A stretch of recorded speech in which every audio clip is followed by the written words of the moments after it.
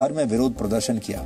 लेकिन ये लोग फ्रांस के चर्च में हुई निर्मम हत्याओं का विरोध नहीं कर रहे थे, बल्कि आपको हैरानी होगी ये हत्यारे का समर्थन कर रहे थे। इन लोगों को आपने कभी हाफिज सईद और मसूद अजहर जैसे आतंकवादियों के विरोध में सड़कों पर उतरते नहीं देखा होगा। इन मुट्ठी भर मुसलमानों को आपने कभी पुलवामा आतंकवादी हमले के विरोध में भी सड़कों पर इस तरह नहीं देखा होगा। ये बड़ी अजीब सी विडंबना है कि भारत एक देश के तौर पर फ्रांस के राष्ट्रपति इमैनुअल मैक्रों का समर्थन कर रहा है। भारत के प्रधानमंत्री उनके समर्थन में ट्वीट कर रहे हैं, लेकिन भारत के कुछ मुसलमान, भटके हुए मुसलमान, कट्टरपंथी मुसलमान मैक्रों का विरोध कर रहे हैं। इसलिए आज हम ये समझने की कोशिश करेंगे कि क्या राष्ट्र की नीतियों के खिलाफ जाने वाले लोगों के सामने एक लक्ष्मण रेखा खींचने का समय आ गया है, और क्या भारत में भी फ्रांस की तर्ज पर संविधान को धर्म से ऊपर मानने का समय आ चुका है। इसके अलावा आज हम देश की करोड़ों महिलाओं के लिए एक बहुत महत्वपूर्ण खबर का विश्लेषण करेंगे। क्या आप जानते हैं कि अगर आपकी कोई आपत्तिजनक तस्वीर एक बार इंटरनेट पर आ गई तो फिर उसे भगवान भी वहां से हटा नहीं सकते।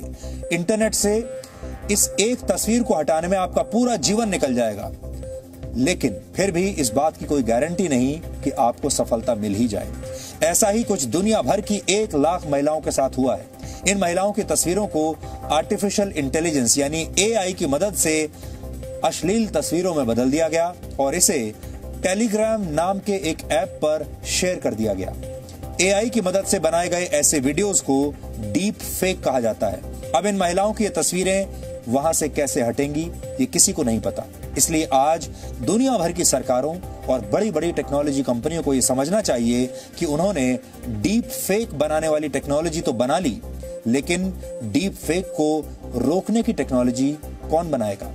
अगर कोई बड़ी टेक्नोलॉजी कंपनी से रोकने का उपाय कर भी लेगी तो सवाल यह है उस टेक्नोलॉजी का बटन किसके हाथ में होगा? दुनिया में न्यूक्लियर बटन को सबसे खतरनाक माना जाता है और कहा जाता है जिसके पास इस बटन का कंट्रोल होता है वही सबसे ज्यादा शक्तिशाली है। लेकिन आपके जीवन को प्रभावित करने वाला ये बटन इन टेक्नोलॉजी कंपनियों के पास है और सवाल यह है कि इसका नियंत्रण आपके हाथ में कैसे आएगा। लेकिन सबसे पहले आज की तमाम बड़ी खबरें नॉनस्टॉप न्यूज में। राष्ट्रीय एकता दिवस पर प्रधानमंत्री नरेंद्र मोदी ने आज आतंकवाद और कट्टरता के समर्थकों पर वार किया। गुजरात के केवडिया में स्टैच्यू ऑफ यूनिटी से एकता संदेश में प्रधानमंत्री ने कहा, भारत वैश्विक आतंकवाद और कट्टरता से लड़ने के लिए पूरी तरह तैयार है। भारत ने आतंकवाद को हमेशा अपनी एकता से, अपनी दृढ़ इच्छा शक्ति से जवाब दिया है। दुनिया के सभी देशों को, सभी सरकारों को, सभी पंथों को आतंकवाद के खिलाफ एकजुट होने की सबसे ज्यादा जरूरत है। प्रधानमंत्री ने सीमा के अतिक्रमण की कोशिश पर चीन को चेतावनी दी, वहीं आतंकवाद को बढ़ावा देने पर पाकिस्तान को भी घेरा। जिस तरह कुछ लोग आतंकवाद के समर्थन में खुल करके सामने आ गए हैं, वो आज मानवता के लिए, विश्व के लिए, शांति के उपासकों के लिए एक वैश्विक चिंता का विषय बना हुआ है। प्रधानमंत्री ने पुलवामा हमले पर पाकिस्तान के कबूलनामे का जिक्र करते हुए सेना पर सवाल उठाने वाले विपक्ष को भी कटघरे में खड़ा किया। पूरा देश दुखी था, तब कुछ लोग पुलवामा हमले में भी अपना राजनीतिक स्वार्थ खोज रहे थे। देश पर इतना बड़ा घाव लगा था, तब स्वार्थ और अहंकार से भरी भद्दी राजनीति कितने चरम पर थी। 2 दिन के गुजरात दौरे में प्रधानमंत्री मोदी ने केवडिया साबरमती रिवर फ्रंट पर देश की पहली सी प्लेन सर्विस का उद्घाटन किया। प्रधानमंत्री ने सी प्लेन से अहमदाबाद तक का सफर भी किया। उत्तर प्रदेश के मुख्यमंत्री योगी आदित्यनाथ ने लव जिहाद के खिलाफ जल्द कठोर कानून बनाने का ऐलान किया है। जौनपुर की चुनावी रैली में योगी आदित्यनाथ ने कहा कि यूपी में बहन बेटियों की इज्जत से खिलवाड़ करने वालों का राम नाम सत्य होगा। ऐसे लोगों से नया कानून निपटेगा। सरकार भी निर्णय ले रही है कि हम लव जिहाद को सख्ती से रोकने का कार्य करेंगे। एक प्रभावी कानून बनाएंगे वेश में चोरी छिपे, नाम छुपा करके, स्वरूप छुपा करके जो लोग बहन बेटियों की इज्जत के साथ खिलवाड़ करते हैं, उनको पहले से मेरी चेतावनी, अगर वे सुधरे नहीं तो राम नाम सत्य है कि यात्रा अब निकलने वाली है। हाथरस और बलरामपुर की घटनाओं के बाद विपक्ष यूपी में कानून व्यवस्था पर सवाल उठा रहा है। इलाहाबाद हाईकोर्ट ने कल ही एक फैसले में कहा था कि सिर्फ शादी के लिए धर्म परिवर्तन कराने को जायज नहीं ठहराया जा सकता, इसे मान्यता नहीं दी जा सकती। गृह मंत्री अमित शाह 4 नवंबर को 3 दिन के पश्चिम बंगाल दौरे पर जाएंगे। अमित शाह का दौरा 2021 में होने वाले पश्चिम बंगाल के विधानसभा चुनाव को लेकर है। 4 और 5 नवंबर को अमित शाह बीजेपी संगठन की कई बैठकें करेंगे और बूथ से जिला स्तर तक के कार्यकर्ताओं से बात करेंगे। कोरोना संक्रमण से ठीक होने के बाद अमित शाह का यह पहला राज्य दौरा है। इससे पहले उन्होंने 1 मार्च को पश्चिम बंगाल का दौरा किया था। गुरुवार को ही पश्चिम बंगाल के राज्यपाल जगदीप धनखड़ ने दिल्ली में गृह मंत्री से मुलाकात करके राज्य की कानून व्यवस्था पर बात की थी।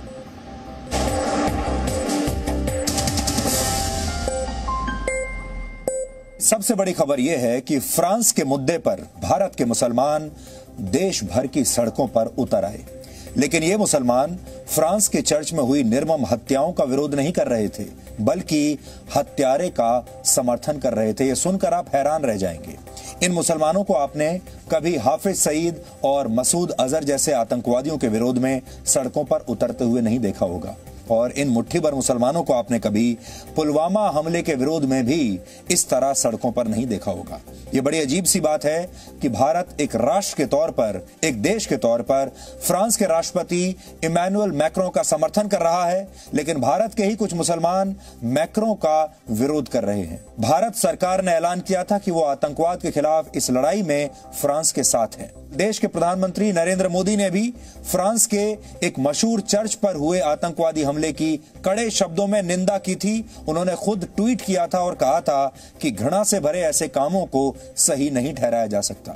कुल मिलाकर पूरा भारत कट्टरपंथ के खिलाफ फ्रांस की इस लड़ाई में फ्रांस के साथ खड़ा हुआ है, लेकिन हमारे ही देश के कुछ मुट्ठी भर मुसलमानों को ये बात पसंद नहीं आई। देश भर के अलग अलग शहरों में फ्रांस के खिलाफ यहां भारत में विरोध प्रदर्शन हो रहे हैं। सोचिए, फ्रांस हमारा मित्र देश है। फ्रांस के साथ भारत के बहुत अच्छे संबंध हैं इस समय। फ्रांस से हमने लड़ाकू विमान रफाल खरीदा है अभी हाल ही में, और उसी के खिलाफ हमारे देश में प्रदर्शन हो रहे हैं। इन विरोध प्रदर्शनों के दौरान कहीं पर भी उस हत्यारे का विरोध नहीं किया गया जिसने फ्रांस में एक महिला का गला काट दिया था और 2 लोगों की हत्या कर दी थी। सब जगह सिर्फ फ्रांस और फ्रांस के राष्ट्रपति इमैनुअल मैक्रों का विरोध किया गया, उनकी तस्वीर लगाई गई। देश भर में हुए इन विरोध प्रदर्शनों की कुछ तस्वीरें आपके लिए इकट्ठा की हैं। इन तस्वीरों को देखकर एक बार के लिए तो आप खुद से ये सवाल जरूर पूछेंगे कि क्या ये भारत जैसे लोकतांत्रिक देश की ही तस्वीरें हैं। सबसे पहले आप मुंबई के भिंडी बाजार से आई ये तस्वीरें देखिए, जहां सड़कों पर फ्रांस के राष्ट्रपति के पोस्टर चिपका दिए गए थे। उनकी तस्वीरें सड़कों पर चिपका दी गई थी। इसका मकसद फ्रांस के राष्ट्रपति का अपमान करना था। सड़कों पर उनकी तस्वीर चिपकाकर लोग उसके ऊपर चल रहे हैं, देखिए, अपमान कर रहे हैं। गाड़ियां उनके ऊपर से गुजर रही हैं। सड़कों पर मैक्रों के पोस्टर्स इसलिए लगाए गए ताकि गाड़ियां, लोग और जानवर इनके ऊपर से होकर गुजरें। देखिए आप।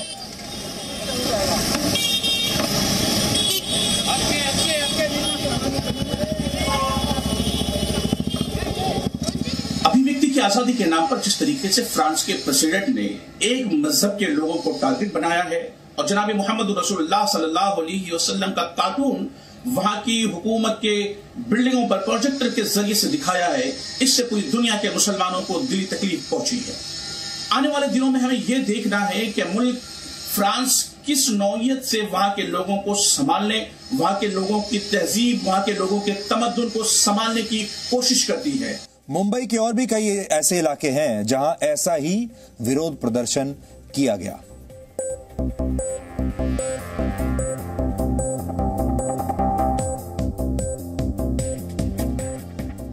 ये तस्वीरें हैं मुंबई की, और जहां आप देख सकते हैं शौचालयों में भी रातों रात फ्रांस के राष्ट्रपति की तस्वीरें लगा दी और उनका इस तरह अपमान किया जा रहा है। ये तस्वीरें शौचालय में लगाई गई हैं। अब आप सोचिए कितने योजनाबद्ध तरीके से ये काम किया गया होगा।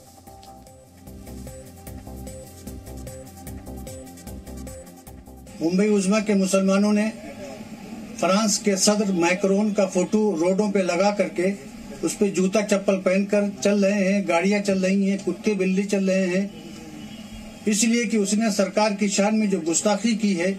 ऐसे गुस्ताख को ऐसे ही सजा मिलनी चाहिए। हम इस इक़दाम पर अहले मुंबई को बहुत बहुत मुबारकबाद देते हैं।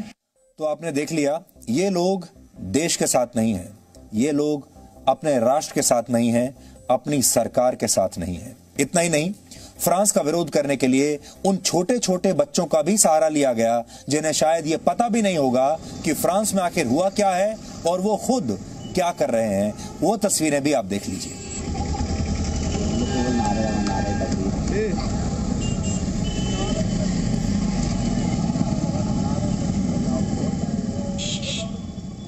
इसके अलावा मध्य प्रदेश की राजधानी भोपाल में कांग्रेस के विधायक आरिफ मसूद के नेतृत्व में हजारों लोगों की भीड़ ने फ्रांस के खिलाफ विरोध प्रदर्शन किया। ये भीड़ आप देखिए।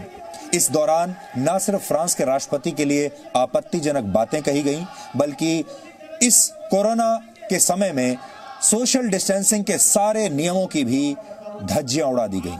ये तस्वीरें भी आप देख सकते हैं। ये मजदूर माफी नहीं मांगता और जब तक कहा कि इंसान का बता देना चाहते हैं भारत की सरकार को कि मुगालते में मत रहना।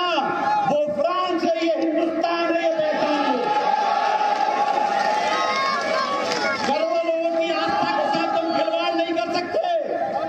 तुम्हें हमारे पैगाम को भेजना होगा। और आज हम जो फ्रांस के राजदूत को ज्ञापन दे रहे हैं, उस ज्ञापन के जरिए तुम्हें बताना होगा कि मुल्क हिंदुस्तान खड़ा हो चुका और ऐलान करता है कि नबी की गुस्ताखी, नबी की शान में गुस्ताखी हम बर्दाश्त नहीं करेंगे। फिर कह रहा है कि बहुत जल्द अपना फैसला ले लेना, नहीं तो हिंदुस्तान से भोपाल की सरजमी से आरिफ मसूद ऐलान कर रहा है कि हम बगावत का झंडा उठाएंगे, चाहे जान चलेगा।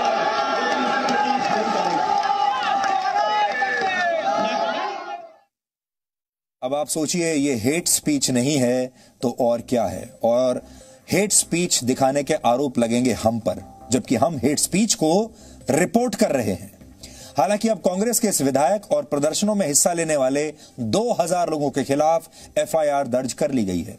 आपके लिए शायद ये यकीन करना मुश्किल होगा कि ये तस्वीरें भारत के शहरों की हैं, लेकिन थोड़ा सब्र रखिए, क्योंकि ऐसी तस्वीरें आज भारत के लगभग हर कोने से आ रही हैं और इनमें से कुछ तस्वीरें तो और भी ज्यादा हैरान करने वाली हैं। अब आप उत्तर प्रदेश के अलीगढ़ की ये तस्वीरें देखिए, जहां न सिर्फ विरोध प्रदर्शन हुआ, बल्कि फ्रांस के राष्ट्रपति के लिए मौत की सजा के नारे भी खुलकर लगाए गए। इस तरह की प्रोटेस्ट निकाल के जो फ्रांस के जो भी प्रोडक्ट हैं, एमयू का कोई भी स्टूडेंट और एमयू को चाहने वाले वेल विशर्स और इस्लाम को चाहने वाले फ्रांस का अब ये कोई भी प्रोडक्ट यूज नहीं करेंगे। तेरी कबर खुदेगी, मैक्रोन तेरी कबर खुदेगी, मैक्रोन तेरी कबर खुदेगी, तो तेरा मेरा रिश्ता क्या? सर कटा देंगे, सर कटा देंगे। ला इलाहा इल्लल्लाह।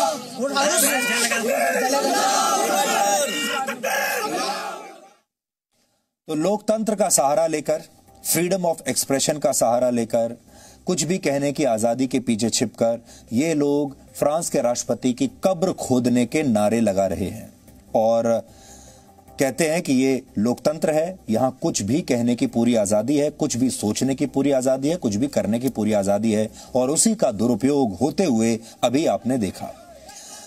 आपने ये भी देखा कि फ्रांस के प्रोडक्ट्स का जो बहिष्कार अभी तक दुनिया के कट्टर इस्लामिक देशों में शुरू हुआ था, उसकी आग अब भारत तक भी पहुंच गई है। अभी तक जो कट्टर इस्लामिक देश थे वही इस तरह की बातें कर रहे थे, लेकिन अब भारत में भी ये हो रहा है। ये लोग उस देश का विरोध कर रहे हैं जिसके साथ खड़े रहने का ऐलान भारत के प्रधानमंत्री ने किया था। इसके अलावा सहारनपुर, श्रीनगर और लुधियाना जैसे शहरों में भी ऐसे ही प्रदर्शन हुए दिन भर। कहीं पर धार्मिक नारे लगाए गए, कहीं फ्रांस के झंडों को जलाया गया, तो कहीं फ्रांस के राष्ट्रपति के लिए अपशब्द कहे गए और कहीं आतंकवाद की निंदा किए जाने की बजाय दुनिया के सबसे सेकुलर देशों में से एक फ्रांस के खिलाफ अंतर्राष्ट्रीय कार्रवाई की मांग की गई।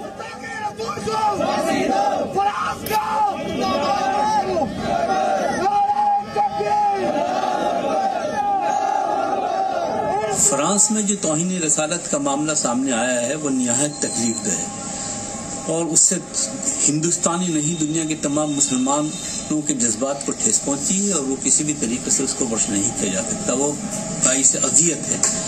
इसलिए दारुल देवबंद ने आज इस पर अपने सख्त रद्द अमल का इज़हार किया है और दारुल देवबंद के मोहतमिम मौलाना मुफ्ती अबुल कासिम नोमानी ने अपने प्रेस नोट के जरिए, अखबारात के जरिए हुकूमत हिंद से मुतालबा किया है कि वो भी इस सिलसिले में अपना एहतजाज फ्रांस हुकूमत के सामने दर्ज कराए और हिंदुस्तानी मुसलमानों के जज्बात की तर्जुमानी करे।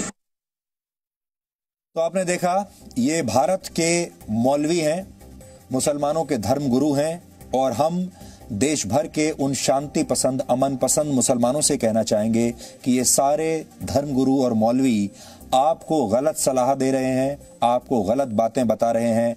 इनके बहकावे में आपको आने की कोई आवश्यकता नहीं है।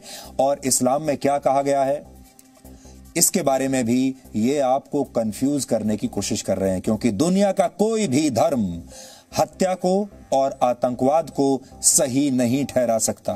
दुनिया में कोई भी व्यक्ति, फ्रांस में जो कुछ हुआ है उसे सही नहीं ठहराया जा सकता, सही नहीं ठहरा सकता। जो हत्याएं जिस तरीके से हुई हैं उसे बिल्कुल जायज नहीं ठहरा सकते हैं। और फ्रांस ने जो कुछ किया है वो अपने सेल्फ डिफेंस में अब किया है। फ्रांस दुनिया का सबसे बड़े धर्मनिरपेक्ष देशों में एक माना जाता है। उस पर कभी किसी ने इस मामले में सवाल नहीं उठाया। भारत में रहने वाले कुछ मुसलमानों ने जिस तर्ज पर फ्रांस का विरोध किया है, उसी तर्ज पर फ्रांस का विरोध बांग्लादेश, पाकिस्तान, टर्की, सऊदी अरब और इराक जैसे देशों में हो रहा है। अब आप अंदाजा लगा लीजिए कि भारत किस क्लब में है। अब ऐसा ही प्रदर्शन, जो तस्वीर आप देख रहे हैं, ये बांग्लादेश की राजधानी ढाका की है। आपको ऐसा लगेगा जैसे भारत की ही तस्वीरें हैं। भारत में भी ऐसा ही प्रदर्शन हो रहा है, बांग्लादेश में भी ऐसा ही हो रहा है।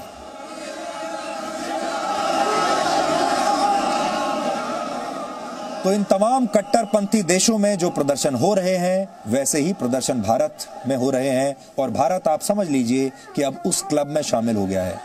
इन विरोध प्रदर्शनों के बावजूद फ्रांस ने कट्टर इस्लाम के खिलाफ अब कमर कस ली है, वो झुकने के लिए तैयार नहीं है। फ्रांस में और भी आतंकवादी हमलों की आशंका अब देखी जा रही है और इस आशंका को देखते हुए वहां पर सुरक्षा बढ़ा दी गई है।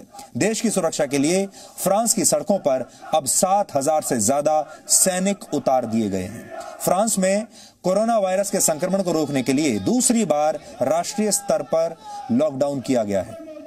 लेकिन आतंकवादी हमले में मारे गए लोगों को श्रद्धांजलि देने के लिए बड़ी संख्या में लोग फ्रांस में अपने घरों से निकले। इस बीच फ्रांस की पुलिस ने एक और संदिग्ध को गिरफ्तार किया है और शुरुआती जांच में यह पता चला है कि यह संदिग्ध लोगों की हत्या करने वाले आतंकवादी के संपर्क में था। इस हत्यारे का नाम इब्राहिम इसोई है, जिसकी उम्र सिर्फ 21 वर्ष है। यह हत्यारा मूल रूप से ट्यूनीशिया का रहने वाला है और यह करीब 1 महीना पहले ही यूरोप आया था। यह आतंकवादी जब लोगों की हत्या करने के लिए चर्च में घुसा तो इसके पास कुरान की एक कॉपी भी थी, यानी कुरान हाथ में लेकर इस 21 साल के आतंकवादी ने हत्याएं की हैं। यह एक शरणार्थी है, ट्यूनीशिया नाम के एक देश से आया था और अब आप सोचिए, महीना भर पहले ही आया है और शरणार्थी बनकर आया है और शरणार्थी ने उसके बाद यहां आकर क्या किया। यह उस आतंकवादी की तस्वीर है, सिर्फ 21 साल का लड़का है। अब आप सोचिए किस हद तक 21 साल के इस लड़के का ब्रेन वॉश किया गया होगा और लगभग 1 महीना पहले यह यूरोप में पहुंचा था।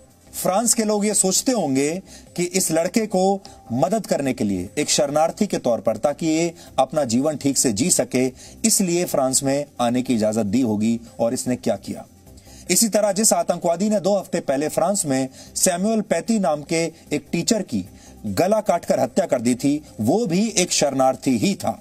सैमुअल पैती के हत्यारे का नाम अब्दुल्लाह अंजरोव है और इसकी उम्र सिर्फ 18 साल है। यह हत्यारा 6 वर्ष की उम्र में चेचनिया से एक शरणार्थी के रूप में फ्रांस आया था और 12 वर्ष से फ्रांस में ही रह रहा था। लेकिन सितंबर के महीने में यह सीरिया के एक जिहादी से संपर्क में आया और इसने सैमुअल पैती की हत्या की योजना बना ली। इस हत्या के बाद इस आतंकवादी ने एक ऑडियो संदेश जारी करके कहा था कि पैगंबर मोहम्मद साहब के अपमान का बदला मैंने ले लिया है। लेकिन अगर आप गौर करेंगे तो आपको समझ में आएगा कि ये दोनों ही आतंकवादी शरणार्थी थे, किसी दूसरे देश से फ्रांस में आए थे और फ्रांस ने इन्हें अपने यहां शरण दी, इन्हें जीने का मौका दिया, सुविधाएं दी और उसके बदले में इन्होंने क्या दिया आप जानते हैं। लेकिन दोनों ने लोगों की हत्या के लिए एक ही तरीका चुना और वो तरीका था लोगों का सिर कलम कर देना। ठीक वैसे ही जैसे कुछ वर्ष पहले आईएसआईएस के आतंकवादी लोगों का गला रेतते थे और उसका वीडियो जारी कर दिया करते थे। आपने ऐसे वीडियोस बहुत देखे होंगे। वही काम इन दोनों लड़कों ने किया है, 18 साल का और 21 साल का लड़का। पहले जब ये शरणार्थी किसी दूसरे देश में जाते थे तो वहां रहने वाले लोग अक्सर इनका विरोध करते थे, शरणार्थियों का। ये शरणार्थी क्योंकि उस देश के संसाधन छीन रहे थे और लोगों को इन शरणार्थियों के साथ अपने नागरिक अधिकार बांटने पड़ रहे थे, इसलिए स्थानीय लोग इनका विरोध करते थे। स्थानीय लोगों को क्या लगता था कि बड़ी संख्या में यूरोप में शरणार्थी आ रहे हैं, वो उनके अधिकार बांट रहे हैं, वो उनकी नौकरियां छीन रहे हैं, वो उनकी जगह स्पेस ले रहे हैं, इसलिए जो लोकल लोग थे वो परेशान रहते थे, विरोध करते थे। लेकिन शायद किसी को उस समय अंदाजा भी नहीं होगा कि कुछ शरणार्थी अब सिर्फ लोकल लोगों के, उस देश के संसाधन ही नहीं छीन लेंगे, नौकरी ही नहीं छीन लेंगे, बल्कि आम लोगों का जीवन भी छीन लेंगे। चलिए, नौकरी छीन ली, यहां तक भी ठीक था। आपने संसाधन छीन लिए, यहां तक भी ठीक था। घर पर कब्जा, अवैध कब्जा कर लिया, यहां पर भी ठीक था। लेकिन अब तो आपने जीवन ही ले लिया, अब तो हत्याएं करनी शुरू कर दी। तब क्या होगा? जो व्यक्ति आपके घर में आकर शरण ले रहा है, उसकी भी तो कोई जिम्मेदारी होती है। उदाहरण के लिए, भारत से दूसरे देशों में गए लोग कभी ऐसा नहीं करते और अक्सर वो उस देश का पूरा सम्मान करते हैं और वहां के नियमों का पालन करते हैं। क्या आपने कभी भी किसी भी खबर में यह देखा है कि भारत के लोग किसी दूसरे देश में गए हों, शरणार्थी के तौर पर गए हों या वैसे भी काम करने के लिए वहां बस गए हों और उन्होंने अपने धर्म को लेकर वहां इस तरह कट्टरपंथ दिखाया हो और किसी की ऐसे हत्या कर दी हो? क्योंकि भारत के लोग कभी इस तरह की हिंसा में विश्वास नहीं करते। ये फर्क होता है समाज में। भारत में भी एक समय पर धर्म के नाम पर बहुत सारी कुरीतियां हुआ करती थी। इनमें आपको याद होगा, हमारे देश में बाल विवाह की कुरीति थी, सती प्रथा की कुरीति थी, हमारे देश में दहेज प्रथा की कुरीति थी। ये सारी गलत प्रथाएं हमारे समाज में होती थी, शामिल थी। एक समय पर तो भारत में हिंदू विधवाओं को दोबारा विवाह की इजाजत तक नहीं दी गई थी। जिन लोगों ने इन प्रथाओं का विरोध किया और इनका अंत किया, उन्हें हमारे यहां ईश निंदा करने वाला नहीं बल्कि समाज सुधारक माना गया। ये फर्क आज दुनिया के सभी लोगों को अच्छी तरह से समझना चाहिए, क्योंकि जब किसी धर्म की कुरीतियों को मिटाया जाता है तो वो धर्म भ्रष्ट नहीं होता, बल्कि वो धर्म और ज्यादा परिपक्व और ज्यादा सौहार्दपूर्ण होता है। इसलिए चाहे आप किसी भी धर्म के हैं, हम आपसे आज यही कहना चाहते हैं कि आज अगर आपके धर्मगुरु, अगर आपके नेता आपको गलत काम करने के लिए सिखा रहे हैं, अगर आपको ये कह रहे हैं कि पुराने जमाने से जो कुरीतियां चलती आ रही हैं उन्हें आप जारी रखिए, तो फिर वो आपको भटका रहे हैं। उनके बहकावे में आपको बिल्कुल नहीं आना चाहिए। और जिन मुट्ठी भर मुसलमानों को आपने सड़क पर ये प्रदर्शन करते हुए देखा, ये वही भटके हुए मुसलमान हैं। हम आज भी ये कहना चाहेंगे कि भारत में जो आम मुसलमान है वो ऐसा नहीं है। वो आज भी अमन पसंद है, शांति पसंद है, वो आज भी भारत के प्रति, हिंदुस्तान के प्रति बहुत लॉयल है, वो भारत के साथ है। लेकिन कुछ मुट्ठी भर मुसलमान और कुछ नेता और कुछ मौलवी इन लोगों को कंफ्यूज करते हैं, इन लोगों को गलत रास्ते पर भटकाते हैं। हमारी जो जंग है वो ऐसे लोगों के खिलाफ है।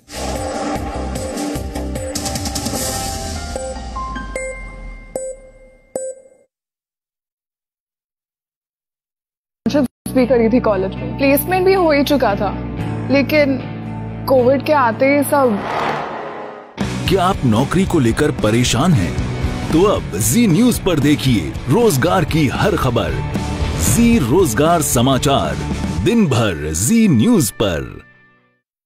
एमबीए का रिजल्ट आया तो मेरे फैमिली मेंबर्स बहुत खुश थे। सपने जैसे उड़ान ही भरने वाले थे, लेकिन अचानक कोरोना ने सब रोक दिया। क्या आप नौकरी को लेकर परेशान हैं? तो अब जी न्यूज पर देखिए रोजगार की हर खबर। जी रोजगार समाचार, दिन भर जी न्यूज पर। कोविड काल में क्या आप नौकरी को लेकर परेशान हैं? तो अब जी न्यूज पर देखिए रोजगार की हर खबर। जी रोजगार समाचार, दिन भर जी न्यूज पर।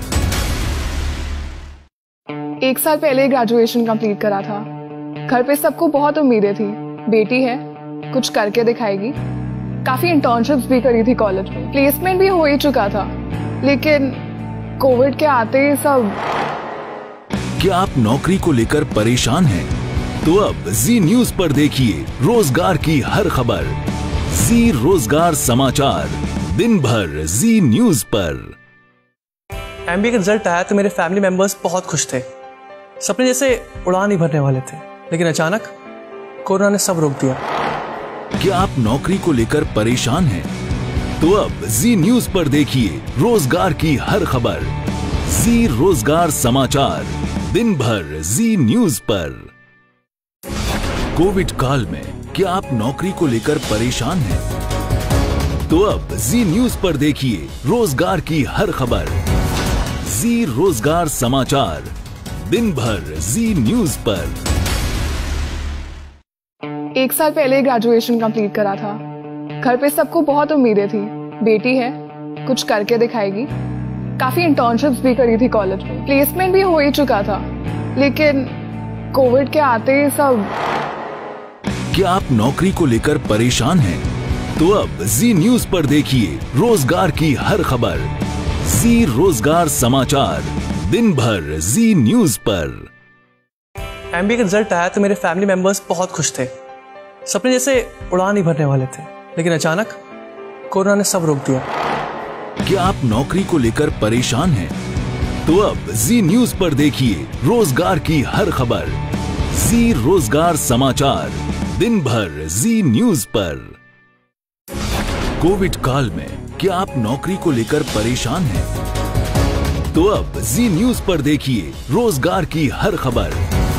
जी रोजगार समाचार, दिन भर जी न्यूज पर। 1 साल पहले ग्रेजुएशन कंप्लीट करा था। घर पे सबको बहुत उम्मीदें थी, बेटी है, कुछ करके दिखाएगी। काफी इंटर्नशिप्स भी करी थी कॉलेज में, प्लेसमेंट भी हो ही चुका था, लेकिन कोविड के आते ही सब। क्या आप नौकरी को लेकर परेशान हैं? तो अब जी न्यूज पर देखिए रोजगार की हर खबर। जी रोजगार समाचार, दिन भर जी न्यूज पर। एमबीए का रिजल्ट आया तो मेरे फैमिली मेंबर्स बहुत खुश थे। सपने जैसे उड़ान ही भरने वाले थे, लेकिन अचानक कोरोना ने सब रोक दिया। क्या आप नौकरी को लेकर परेशान हैं? तो अब जी न्यूज पर देखिए रोजगार की हर खबर। जी रोजगार समाचार, दिन भर जी न्यूज पर। कोविड काल में क्या आप नौकरी को लेकर परेशान हैं? तो अब जी न्यूज पर देखिए रोजगार की हर खबर। जी रोजगार समाचार, दिन भर जी न्यूज पर। 1 साल पहले ग्रेजुएशन कंप्लीट करा था। घर पे सबको बहुत उम्मीदें थी, बेटी है, कुछ करके दिखाएगी। काफी इंटर्नशिप्स भी करी थी कॉलेज में, प्लेसमेंट भी हो ही चुका था, लेकिन कोविड के आते ही सब। क्या आप नौकरी को लेकर परेशान हैं? तो अब जी न्यूज पर देखिए रोजगार की हर खबर। जी रोजगार समाचार, दिन भर जी न्यूज पर। एमबीए का रिजल्ट आया तो मेरे फैमिली मेंबर्स बहुत खुश थे। सपने जैसे उड़ान ही भरने वाले थे, लेकिन अचानक कोरोना ने सब रोक दिया। क्या आप नौकरी को लेकर परेशान हैं? तो अब जी न्यूज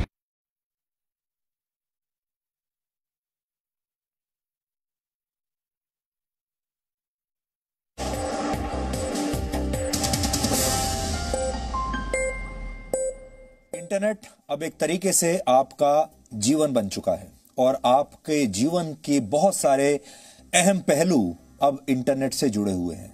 आप अपने जीवन का एक बहुत बड़ा हिस्सा इंटरनेट पर जी रहे हैं। यानी इंटरनेट एक अलग देश बन चुका है, एक अलग दुनिया बन चुका है जिसके आप सदस्य हैं, या आप कह लीजिए कि अब आप उस यूनिवर्स के नागरिक बन चुके हैं।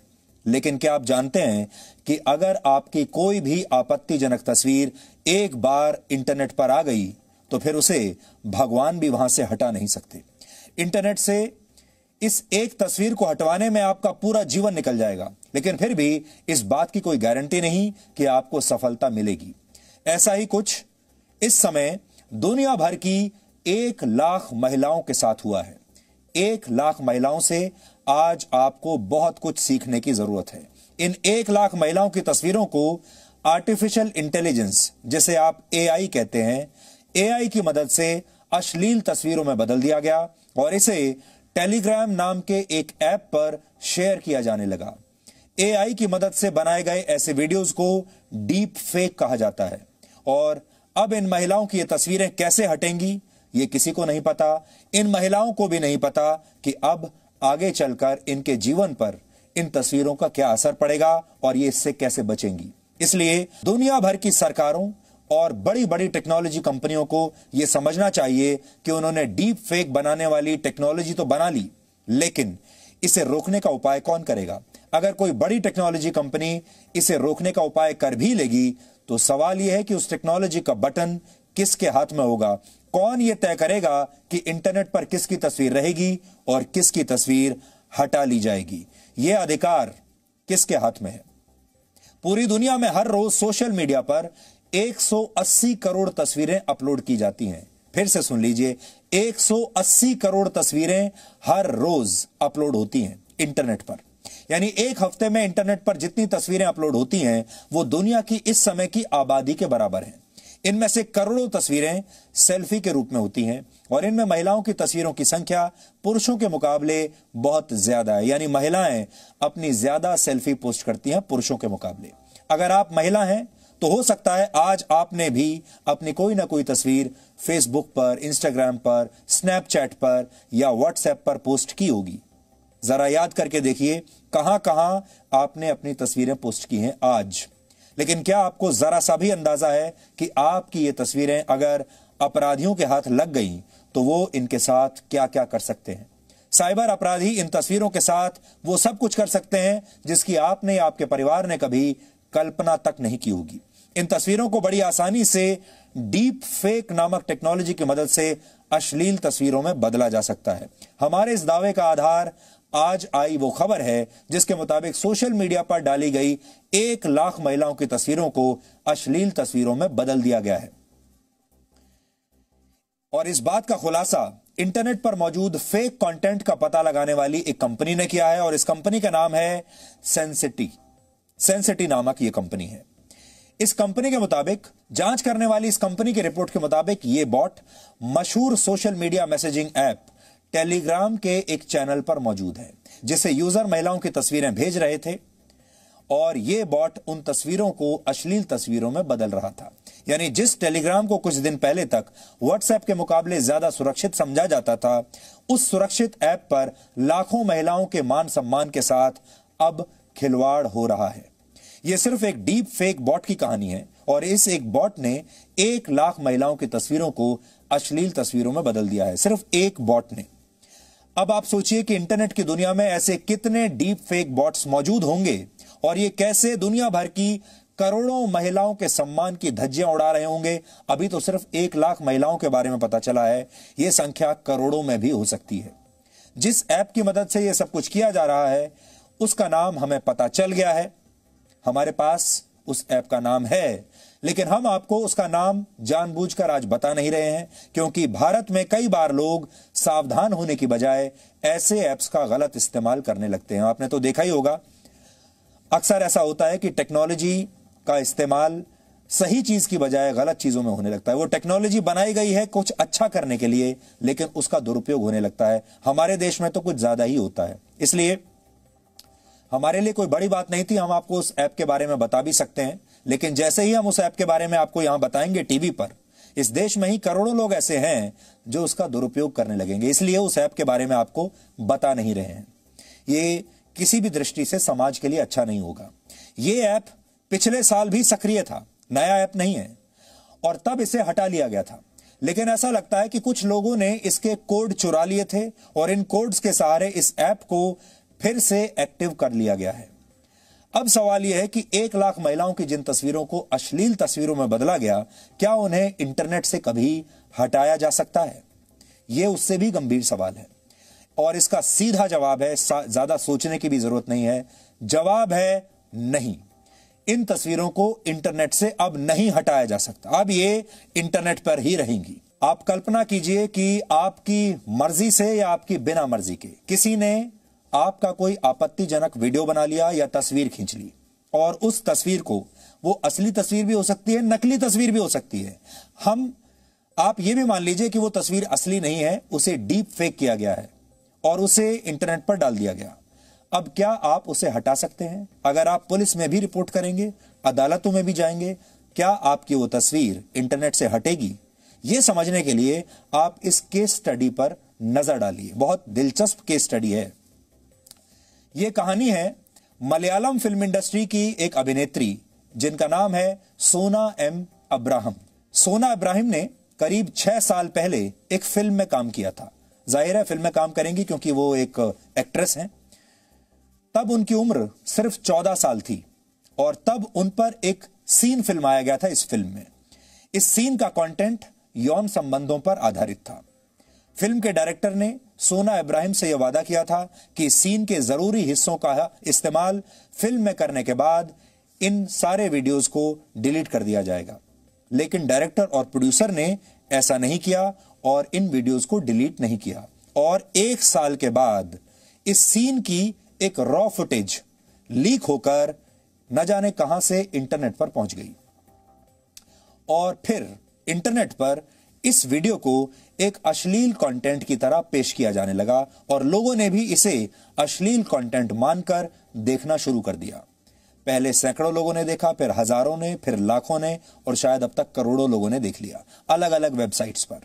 इंटरनेट और खासकर यूट्यूब पर इस सीन के लीक होने के बाद सोना इब्राहिम का परिवार पुलिस के पास पहुंचा और इस वीडियो को इंटरनेट से हटाए जाने की उन्होंने मांग की। लेकिन 6 साल बीत चुके हैं। 6 साल के बाद भी इस सीन को अब तक इंटरनेट से नहीं हटाया गया है। अब भी ये इंटरनेट पर पड़ा हुआ है। सोना इब्राहिम के मुताबिक जब उन्होंने ये फिल्म शूट की थी और जब ये सीन लीक हुआ तब वो नाबालिग थी, 14 साल उनकी उम्र थी। इस हिसाब से इस मामले में protection of children from sexual offences act के तहत केस दर्ज होना चाहिए था। इस एक्ट के तहत उन लोगों पर कार्रवाई की जाती है जो बच्चों के साथ यौन हिंसा करते हैं। इसके अलावा आरोपियों पर आईटी एक्ट की धारा 67B भी लगाई जानी चाहिए थी। यह धारा ऐसे व्यक्ति पर लगाई जाती है जो इंटरनेट पर ऐसी अश्लील सामग्री डालता है जिसमें बच्चे शामिल होते हैं। लेकिन इस मामले में आरोपियों पर यह धाराएं नहीं लगाई गईं और उन्हें पुलिस स्टेशन से ही जमानत मिल गई। सोचिए, आप पुलिस स्टेशन गए, शिकायत भी कर दी और आरोपियों को वहीं के वहीं पुलिस स्टेशन से जमानत मिल गई। सोना इब्राहिम ने एक ऑडियो संदेश भेजा है। उन्होंने हमसे फोन पर बात की है, अपना एक ऑडियो संदेश हमें भेजा है। इसमें उन्होंने यह बताया है कैसे इस घटना ने उन्हें मानसिक रूप से हमेशा के लिए तोड़कर रख दिया। उनकी ये कहानी आज देश भर की महिलाओं को सुननी चाहिए। इससे आप समझ जाएंगे कि कैसे हमारे देश में एक महिला अपराधियों के हाथों नहीं बल्कि हमारे देश के सिस्टम के हाथों, हमारे देश की व्यवस्था के हाथों ही हार जाती है और फिर उसे कभी भी इंसाफ नहीं मिल पाता। The shooting scenes were leaked out of context from the cinema, and it was published on other websites like YouTube or other porn websites and everywhere. And when my family asked about this to the director, producer and editor, they were like, we have no responsibility about this, but they only the 3 people who could have got the access. The primary access was to the director, producer, and secondarily the only other person who can get the access is the editor. So this is the things happened, and we approached the police in 2013-14. Then we filed a complaint, and they said that they'll remove the videos, but they didn't. Actually, I cannot really blame them that they didn't try. They tried, but it couldn't get removed. And after that, in 2000s, it got spread everywhere, and I was completely defamed, and my image was tarnished like anything.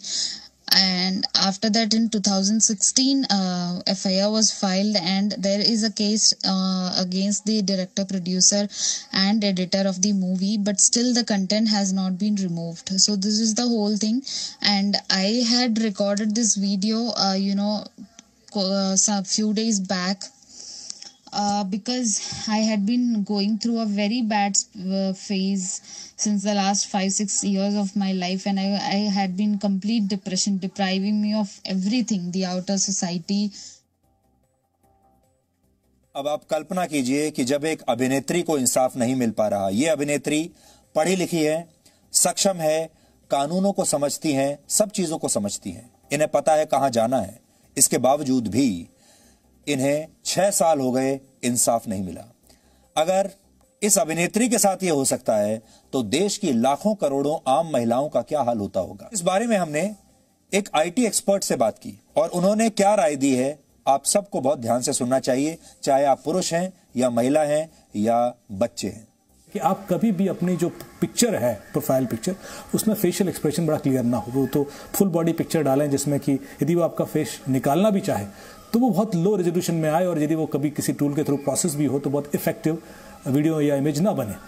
तो ये एक छोटी सी आप activity कर सकते हैं। दूसरा, उसको लॉक करके रखें अपनी प्रोफाइल पिक्चर को, तो भी उसको डाउनलोड करना या उसको मिसयूज़ करना मुश्किल हो जाता है। फेसबुक, इंस्टाग्राम, कहीं पर भी फोटो डालें तो वो सिर्फ आपके फ्रेंड्स ही देखें, वो पब्लिकली एक्सेसिबल ना हो, ये तो कम से कम आप कर लें। अब आपको बताते हैं कि सोशल मीडिया पर ऐसे आपत्तिजनक कंटेंट की शिकायत कि अगर आप कहां कर सकते हैं अगर आप इसका शिकार हो जाएं तो।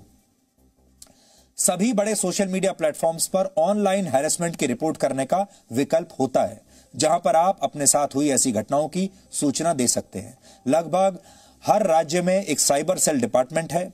हालांकि आप चाहें तो national cyber crime reporting portal पर भी ये जानकारियां दे सकते हैं। इस पोर्टल की वेबसाइट का पूरा एड्रेस इस समय आपकी स्क्रीन पर है, आप नोट कर लीजिए। आप चाहें तो भारत सरकार के महिला और बाल विकास मंत्रालय को ईमेल करके भी इसकी सूचना दे सकते हैं। उसका ईमेल एड्रेस भी आपके पास है, आपकी स्क्रीन पर। राष्ट्रीय महिला आयोग महिलाओं के साथ हुई ऑनलाइन हिंसा के मामलों पर खुद संज्ञान लेकर जांच शुरू कर सकता है। राष्ट्रीय महिला आयोग की वेबसाइट पर आप ऑनलाइन शिकायत कर सकते हैं, उन्हें ईमेल कर सकते हैं, या फिर उनके हेल्पलाइन नंबर पर भी कॉल कर सकते हैं। सारी डिटेल्स आपकी स्क्रीन पर हम इस समय दे रहे हैं। इन सब के अलावा आप अपने नजदीकी पुलिस स्टेशन में जाकर FIR भी दर्ज कर सकते हैं। और याद रखिए कि पुलिस के लिए आपकी FIR को रजिस्टर करना अब अनिवार्य है। पुलिस को आपकी FIR रजिस्टर करनी ही पड़ेगी, और वो आपको इनकार नहीं कर सकते। यह आपका अधिकार है। और आखिरी बात, जो राय हम आपको यह देना चाहते हैं, हो सकता है आपको कानून की पूरी जानकारी ना हो सकता है आपको समाज का डर सताता हो सकता है आपको यह लगता हो कि आपका परिवार क्या कहेगा, ये सारे दबाव आपके मन में चलते हो सकता है कोई आपको ब्लैकमेल कर रहा हो सकता है किसी ने आपका कोई फेक वीडियो या ऑडियो बना लिया हो और आप दबाव में आ गए हो, चाहे आप महिला हैं या पुरुष हैं। तो आपको दबाव में बिल्कुल नहीं आना है। एक बार के लिए भी आपको यह नहीं सोचना है कि समाज क्या कहेगा, परिवार क्या कहेगा। सीधे उस आदमी की शिकायत कीजिए, उस अपराधी की शिकायत कीजिए और तुरंत उसे पकड़वाइए।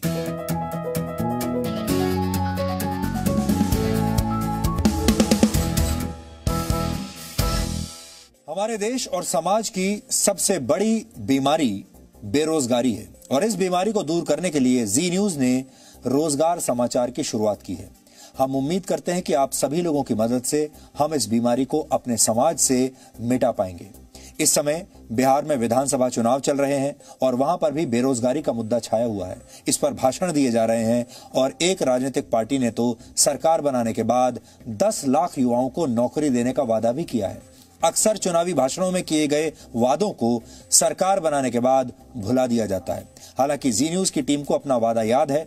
हमने आपको रोजगार की जानकारियां देने का आपसे वादा किया था, क्योंकि आप में से बहुत बड़ी संख्या में लोगों ने हमें यह लिखा था।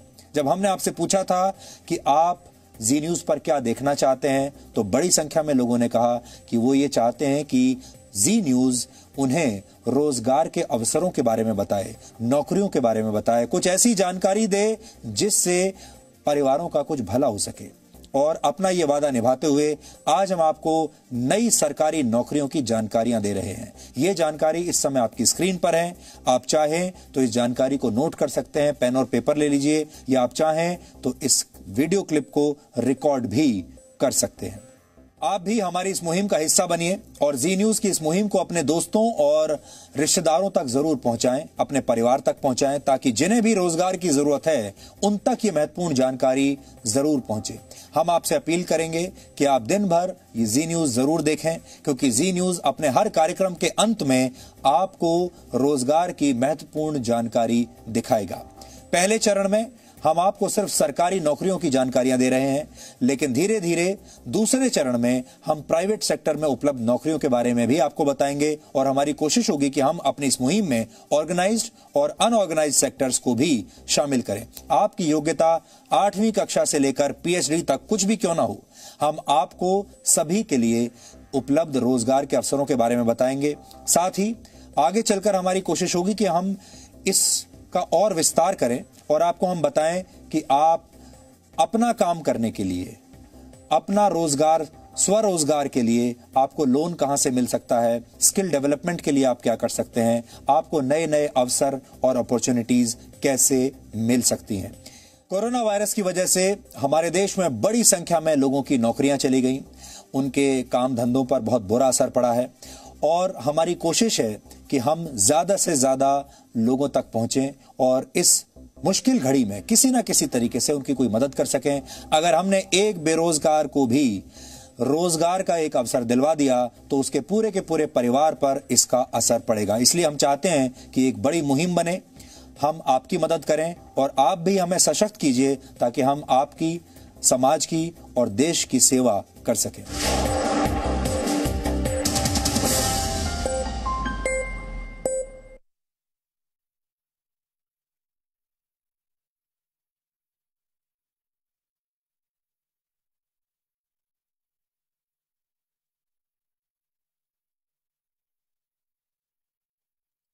जैसे उड़ान ही भरने वाले थे, लेकिन अचानक कोरोना ने सब रोक दिया। क्या आप नौकरी को लेकर परेशान हैं? तो अब जी न्यूज पर देखिए रोजगार की हर खबर। जी रोजगार समाचार, दिन भर जी न्यूज पर। कोविड काल में क्या आप नौकरी को लेकर परेशान हैं? तो अब जी न्यूज पर देखिए रोजगार की हर खबर। जी रोजगार समाचार, दिन भर जी न्यूज पर। 1 साल पहले ग्रेजुएशन कंप्लीट करा था। घर पे सबको बहुत उम्मीदें थी, बेटी है, कुछ करके दिखाएगी। काफी इंटर्नशिप्स भी करी थी कॉलेज में, प्लेसमेंट भी हो ही चुका था, लेकिन कोविड के आते ही सब। क्या आप नौकरी को लेकर परेशान हैं? तो अब जी न्यूज पर देखिए रोजगार की हर खबर। जी रोजगार समाचार, दिन भर जी न्यूज पर। MBA का रिजल्ट आया तो मेरे फैमिली मेंबर्स बहुत खुश थे, सपने जैसे उड़ान ही भरने वाले थे, लेकिन अचानक कोरोना ने सब रोक दिया। क्या आप नौकरी को लेकर परेशान हैं? तो अब जी न्यूज पर देखिए रोजगार की हर खबर। जी रोजगार समाचार, दिन भर जी न्यूज पर। कोविड काल में क्या आप नौकरी को लेकर परेशान हैं? तो अब जी न्यूज पर देखिए रोजगार की हर खबर। जी रोजगार समाचार, दिन भर जी न्यूज पर। 1 साल पहले ग्रेजुएशन कंप्लीट करा था। घर पे सबको बहुत उम्मीदें थी, बेटी है, कुछ करके दिखाएगी। काफी इंटर्नशिप्स भी करी थी कॉलेज में, प्लेसमेंट भी हो ही चुका था, लेकिन कोविड के आते ही सब। क्या आप नौकरी को लेकर परेशान हैं? तो अब जी न्यूज पर देखिए रोजगार की हर खबर। जी रोजगार समाचार, दिन भर जी न्यूज पर। एमबीए का रिजल्ट आया तो मेरे फैमिली मेंबर्स बहुत खुश थे। सपने जैसे उड़ान ही भरने वाले थे, लेकिन अचानक कोरोना ने सब रोक दिया। क्या आप नौकरी को लेकर परेशान हैं? तो अब जी न्यूज पर देखिए रोजगार की हर खबर। जी रोजगार समाचार, दिन भर जी न्यूज पर। कोविड काल में क्या आप नौकरी को लेकर परेशान हैं? तो अब जी न्यूज पर देखिए रोजगार की हर खबर। जी रोजगार समाचार, दिन भर जी न्यूज पर। 1 साल पहले ग्रेजुएशन कंप्लीट करा था। घर पे सबको बहुत उम्मीदें थी, बेटी है, कुछ करके दिखाएगी। काफी इंटर्नशिप्स भी करी थी कॉलेज में, प्लेसमेंट भी हो ही चुका था, लेकिन कोविड के आते ही सब। क्या आप नौकरी को लेकर परेशान हैं? तो अब जी न्यूज पर देखिए रोजगार की हर खबर। जी रोजगार समाचार, दिन भर।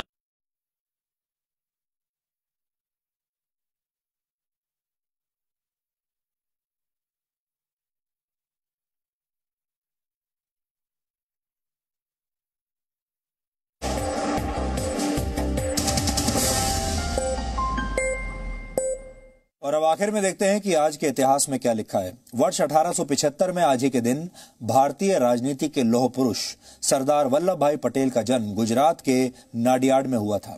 सरदार पटेल की कोशिशों से 565 रियासतों का भारत में विलय हुआ था। इन रियासतों में कश्मीर और हैदराबाद का भारत में विलय सरदार पटेल के सामने सबसे बड़ी चुनौती थी और उन्होंने आजादी के बाद सिर्फ 2 वर्षों में ही पूरे भारत को एक सूत्र में बांध दिया था। वर्ष 1928 में उन्होंने गुजरात के बारडोली में एक किसान आंदोलन शुरू किया था। यह आंदोलन किसानों पर लगाए गए 30% टैक्स के विरोध में था। सरदार पटेल के आंदोलन के सामने अंग्रेजों को तब झुकना पड़ा और टैक्स का फैसला वापस लेना पड़ा। इस सत्याग्रह आंदोलन के बाद बारडोली की महिलाओं ने वल्लभ भाई पटेल को सरदार की उपाधि दी थी। तभी से वो पूरे देश में सरदार के नाम से लोकप्रिय हो गए। उन्होंने गुजरात के किसानों और दूध उत्पादकों को एक कोऑपरेटिव यूनियन बनाने के लिए भी प्रेरित किया था, जिसे आगे चलकर अमूल के नाम से जाना गया। सरदार पटेल ने पूरा जीवन देश के लिए संघर्ष किया, हालांकि उन्हें सम्मान देने में बहुत देरी हुई। सरदार वल्लभ भाई पटेल को उनके निधन के 41 वर्ष बाद भारत रत्न दिया गया। वर्ष 1991 में पूर्व प्रधानमंत्री राजीव गांधी के साथ सरदार पटेल को भी तब भारत रत्न दिया गया था। वर्ष 1984 में आज ही के दिन भारत की पूर्व प्रधानमंत्री इंदिरा गांधी की हत्या कर दी गई थी और उनके बॉडीगार्ड्स ने ही गोली मारकर उनकी हत्या की थी। अमृतसर के स्वर्ण मंदिर में ऑपरेशन ब्लू स्टार का आदेश देना इस घटना की मुख्य वजह मानी जाती है। इंदिरा गांधी की मृत्यु के बाद उनके पुत्र राजीव गांधी को देश का प्रधानमंत्री बनाया गया। इंदिरा गांधी भारत के पहले प्रधानमंत्री जवाहरलाल नेहरू की पुत्री थीं और वो करीब 16 वर्षों तक भारत की प्रधानमंत्री रहीं। वर्ष 1971 में जब पाकिस्तान के साथ युद्ध हुआ और पाकिस्तान से अलग बांग्लादेश एक नया देश बना, तब इंदिरा गांधी ही देश की प्रधानमंत्री थी और वर्ष 1975 में देश में इमरजेंसी लगाने का फैसला भी उन्हीं का था। मशहूर लेखिका अमृता प्रीतम का निधन आज ही के दिन वर्ष 2005 में दिल्ली में हुआ था।